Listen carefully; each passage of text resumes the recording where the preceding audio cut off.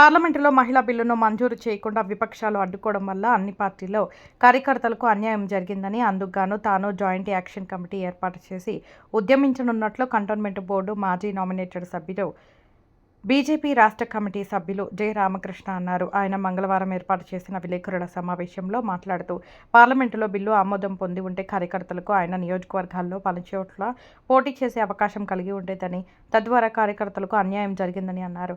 దీనికి నిదర్శనం విపక్షాలే కారణమని ఆయన విమర్శించారు. అన్ని పార్టీల కార్యకర్తలతో జాయింట్ యాక్షన్ కమిటీ ఏర్పాటు చేసి కార్యకర్తలకు న్యాయం జరిగేలా ఉద్యమిస్తామని ఆయన అన్నారు. దక్షిణాది రాష్ట్రానికి ఈ బిల్లు వీగిపోవడం వల్ల నష్టం జరిగే అవకాశం ఉందని ఆయన అభిప్రాయం వ్యక్తం చేశారు. ఈ కార్యక్రమంలో పలువురు బీజేపీ కార్యకర్తలు పాల్గొన్నారు.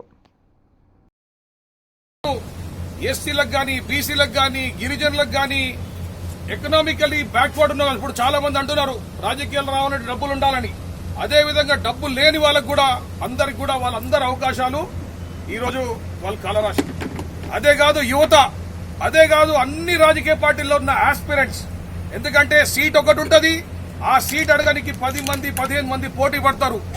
5 సంవత్సరాలు వెయిట్ చేస్తారు మాకు ఎప్పుడు అవకాశం వస్తుందా అని.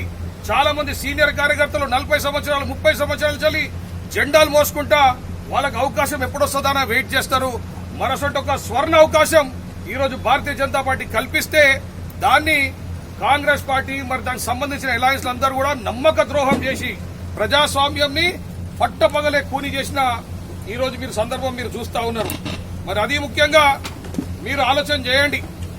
ఏ రాజకీయ పార్టీ అయినా కార్యకర్తలతోనే ఉంటాం. ఇటు కాంగ్రెస్ పార్టీ కానీ, ఇటు బీజేపీ పార్టీ కానీ, ఏ పార్టీ మీరు తీసుకోండి, ఏ రాజకీయ పార్టీ కార్యకర్త లేనిది పార్టీ లేదు. మరి ఒక కార్యకర్త, ఒక లీడరు, ఆయన లీడర్ కావాలంటే కార్యకర్త లేనిదే లీడర్ అవుతాడా? ఒక పొలిటికల్ పార్టీ మీటింగ్ పెట్టాలి, దానికి కార్యకర్తలు లేని అవుతారా? ఒక పెద్ద నాయకుడు వస్తున్నాడు, ఆయన వెల్కమ్ చేయాలంటే ఎవరు ఉండాలా? కార్యకర్తలే ఉండాలా. మరి అటువంటి ఒక కార్యకర్తలకు కూడా ఈ రోజు అవకాశం ఇయ్యలేని పరిస్థితి మరి వీళ్ళు తీసుకురావచ్చు. ఒక కార్యకర్త, ఒక రాజకీయ కార్యకర్త, నేను పార్టీలకు అతీతంగా మాట్లాడుతున్నా, అన్ని పార్టీలకు సంబంధించిన కార్యకర్తల గురించి మాట్లాడుతున్నా. ఒక కార్యకర్త పడే కష్టం మీ అందరికి ఐడియా ఉందన్న. ఈ రోజు మనం ప్రెస్ మీట్ పెట్టినాం, కార్యకర్తలు అందరూ వాళ్ళు సొంతంగా వాళ్ళు వచ్చింది. అదేవిధంగా ఏ రాజకీయ పార్టీ వాళ్ళు మీటింగ్ పెట్టాలన్నా, 5 సంవత్సరాలు పార్టీ నడిపించాలన్నా, మంచి అయినా చెడైనా దేనికైనా నిలబడేది కేవలం కార్యకర్త ఒక్కడే.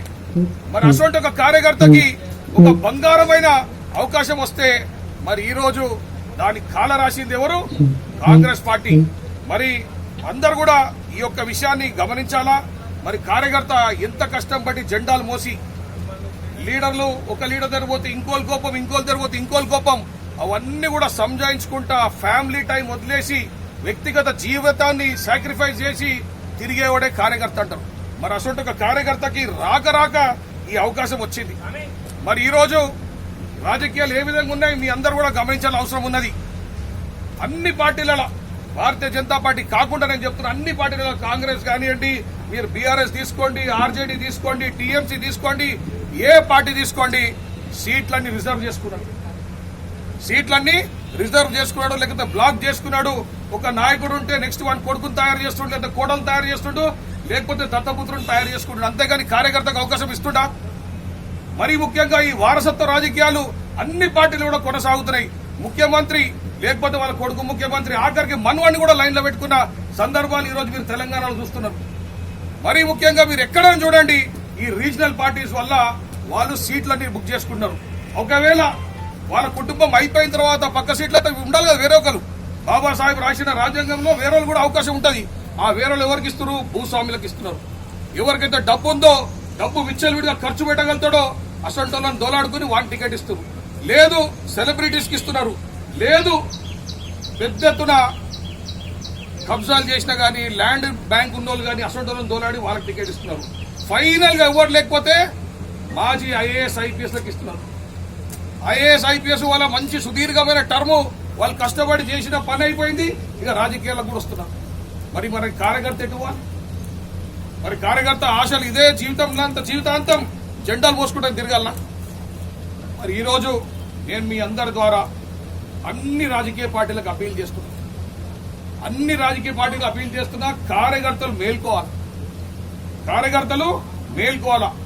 ఏ విధంగా అయితే విమెన్ కి అన్యాయం జరిగిందో, ఏ విధంగా అయితే యువతకు అన్యాయం జరిగిందో, ఏదో బీసీలు, ఎస్సీలు, ఎస్టీలు వీళ్ళందరూ కూడా అన్యాయం చేసిండ్రో కాంగ్రెస్ మరియు వాళ్ళ అలయన్సెస్ వాళ్ళందరికీ బుద్ధి చెప్పే సమయం వచ్చింది.